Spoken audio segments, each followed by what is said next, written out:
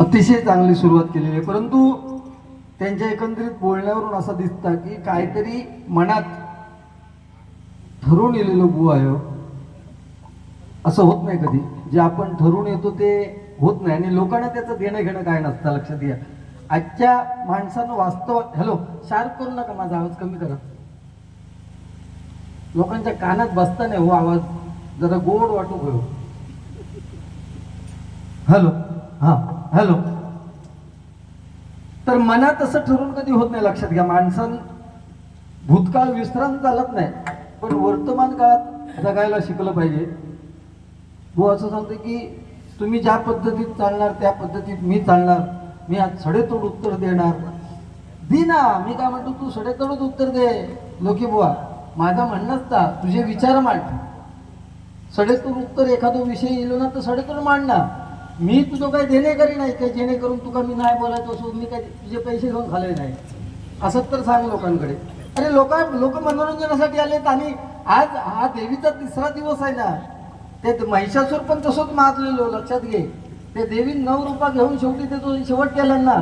तसं इथे कोण कमी नाही. लक्षात घ्या, हो म्हणतात नाही मी मग असं बोलणार तसं बोलणार, मागचं काहीतरी घेऊन शब्द पाळत नाही. शब्द राजा हरिश्चंद्रानं एकदा पाळलेलो. लक्षात घ्या, स्वप्नात दिलेलो शब्द सुद्धा त्यांना सत्यात उतरले नाही. आता मला वाटत नाही राजा हरिश्चंद्राची अवलाद कोण शिल्लक अशी. अनिल पांचा नमस्कार. बरोबर ना, आपण शाश्वत काय नाही, आपलं कर्म जे आपण करतोय तेच शाश्वत ठरणार आहे. सत्य, त्रेता, द्वापार आणि हे कलियुग. ह्या कलियुगात काय कोणा खडी टोपी कोण लाईत सांगा घ्यायचा नाही. तुमच्या माहितीसाठी सांगतोय. सत्ययुग, त्रेतायुग, द्वापारयुग आणि आता कलियुग आहे. सत्ययुगात दानवांचा राज्य वेगळा होता आणि जे दानव मानव देव होते ते वेगवेगळ्या राज्यात राहत. दानव एका बाजू, देव एका बाजू. बरोबर ना. कुठले सत्ययुगात. पुढचा युग इला घ्यायचा. सत्ययुग नंतर आलं त्रेतायुग. ह्या त्रेतायुगात देव आणि दानव एकत्रच राहावं लागले. म्हणजे त्याचं उदाहरण राम आणि रावण. थोड्या अंतर राहून पण ते एकत्र राहावं लागले. पण त्याच्या अगोदर सतयुगात देवांचा राज्य वेगळा होता, दानवांचा वेगळा होता. त्रेतायुगात काय झालं, एकत्र येले. त्याच्यानंतर युग कुठला, द्वापार युग. ह्या द्वापार युगात तर देव आणि दानव एकाच घरात राहावं लागले. देव आणि दानव एकाच घरात.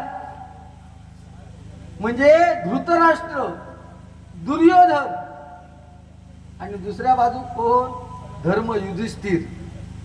हे एकाच घरात राहत ना, तरी मग एकमेकाचे विरुद्ध होते. बरोबर ना. आणि या कलियुगात घरातल्यानंतर आता कलियुगात एकाच माणसात राहावं लागले. तो माणूस किंवा म्हणजे चांगला एका माणसात आणि वाईट एका माणसात. जो मनातून ठरवून येलो तो तू हो कलियुगातलो दानव असंच लक्षात ठेव. झक मारतोय सर, मागची उणी जुनी काढू दिलं तू. मी असं तुला काय केलं कारण मी आता आझाद आहे, मग तुझे पंतू मी कापलेलं आहे का? तू आझादच असत ना. प्रत्येक माणूस जर आझाद आहे. लहान पोरगा जन्म दिला पोरगा विचारणार नाही औषध. प्रत्येक जण आझाद नाही. ते बुवा कोण नाही, कोणाचे पंख कोणी कापले नाही. जो तो व्यक्ती स्वतंत्र आहे प्रत्येकात. बाबासाहेब आंबेडकरांनी ना संविधान लिहिलं ना, त्याच्यात लिहिलेला व्यक्ती स्वातंत्र्य प्रत्येकात. त्यामुळे तू माझ्यावर कुठली जबरदस्ती करत नाही आणि मी पण करू शकत नाही. हे त्या पडद्यामागचे विषय आहेत. लक्षात ठेव. ते आपण किती पाहतोय आणि नाही पाहतोय ह्या दुनियेसमोर सांगायची गरज नाही. मी सत्य बोलणार, सत्य कधीच सांगत नाही की मी सत्य आहे. पण खोट्याला दावा करावा लागतो. तो खोट्याचा दावा हे करता खोटा एक दावा करू तो लागता. इस कलयुग में झूठ इसलिए बिक जाता है क्योंकि सच को खरीदने की सबकी औकात नहीं होती है. सत्याला सामोरीला जायला शिक आणि मग नंतर काहीतरी बोल.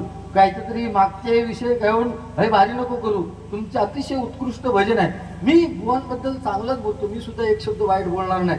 आजच्या घडीत सिंधुदुर्गात अगदी पंचम दैवत पर्यंत हो पांचाळ साहेब अगदी सहज लिलया आवाज जाणार हो. फक्त एकमेव बुवा संदीप लोक एकदा जोरदार पाहिजे. मी सुद्धा चांगलंच बोलतोय ना. कोकिळेला सुद्धा लाज आहे. देवा शपथ सांगतो. परवा दिवशी बारी होती ते कोकिळा पळाले सगळे, म्हणजे लाजवलं कोकिळेला. असं असं बोल ना, चिडून किती बोलतो, मी काय तुझं घोडं मारले का काय? अरे दुनियेक माहिती आहे तुझे माझे काय वाद होते, पण आपली मैत्री कधी तुटेल का? आझाद केलं तुला, हे जा चल इकडे बघ, तुका मी आझाद केलं आजपासून. तुझ्यावर एवढा प्रेम करून काय उपयोग झाला यार? आणि तुम्ही माकाय जागा म्हणजे मैत्री असू दे किंवा प्रेमी असू दे, दोघजण जर एकत्र असले तर मी आजपासून आझाद आहे. मी तुझ्या या गाणं म्हणते बघ, सुरुवात बघ. प्रेमावर वरलं ग तुला बघ. ह्या गाणं तर ऐक, नवीन आहे, ये नया है तुझे नहीं आता है. आनंद दाखव, सेम टू सेम तुका जा व्हाया ना का अपेक्षित मी त्याला बघ. प्रेमावर वरलं ग तुझं, आता मन भरलं ग तुझं. प्रेमावर वरलं ग तुझं, आता मन भरलं ग माझं. गटारी करून तू म्हणतो बत्तर मला, गटारी करून तू म्हणतो बत्तर मला. पाखरा आझाद केलं तुला, पाखरा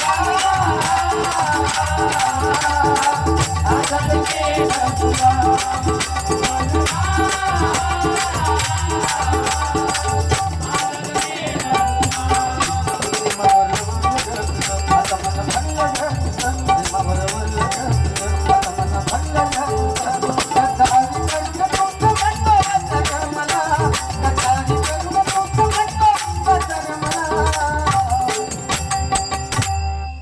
पाखरा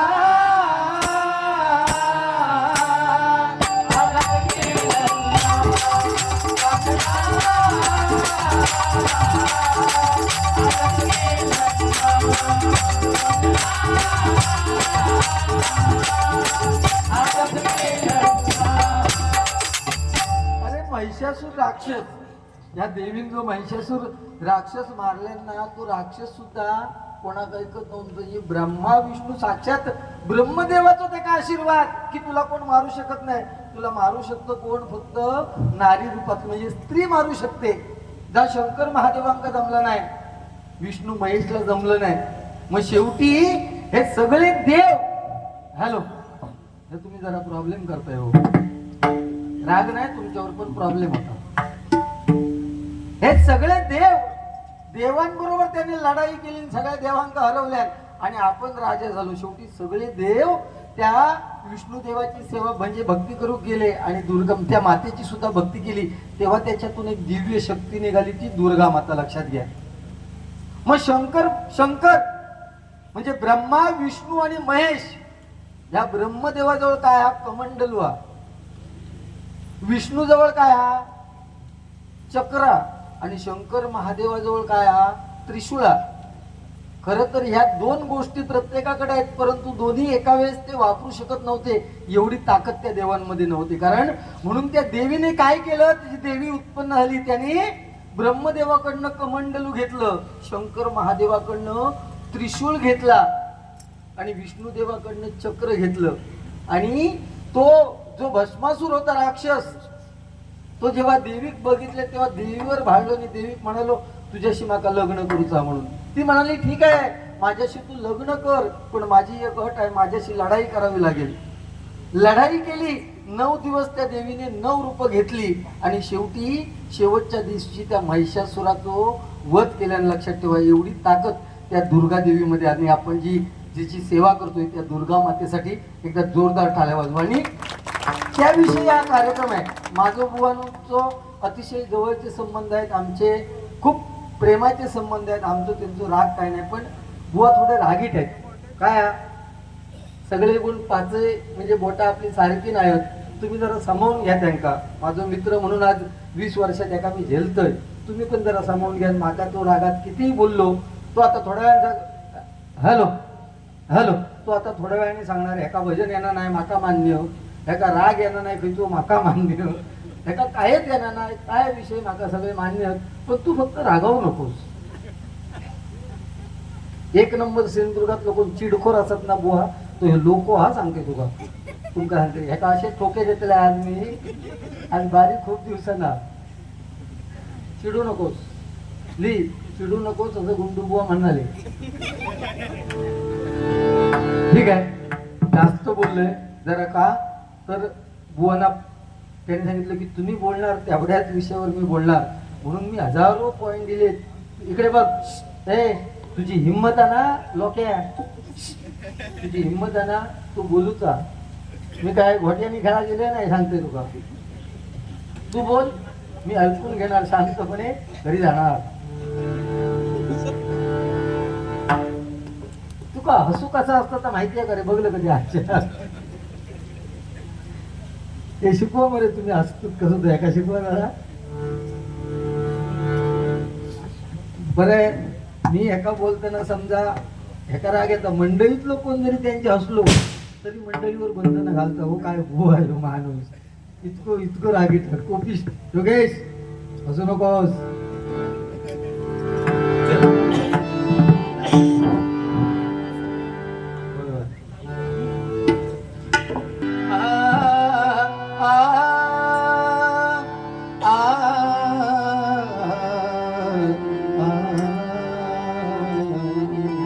ना भूले ना भूले ना भूले ना भूले ना भूले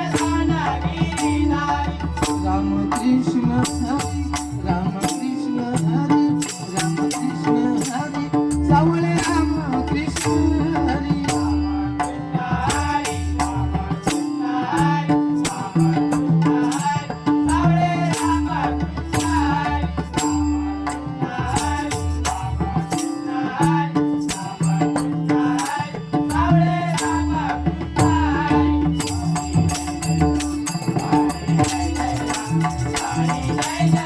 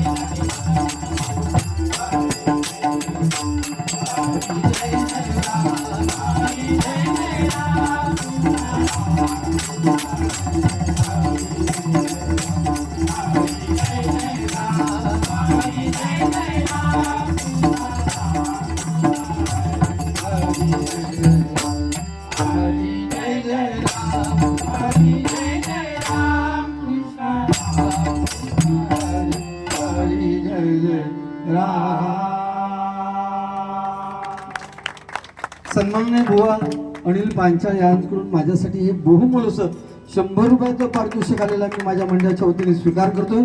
त्यांच्या मनातील इच्छा पूर्ण होत असं दुर्गा देवीच्या चरणी प्रार्थना करतो. धन्यवाद.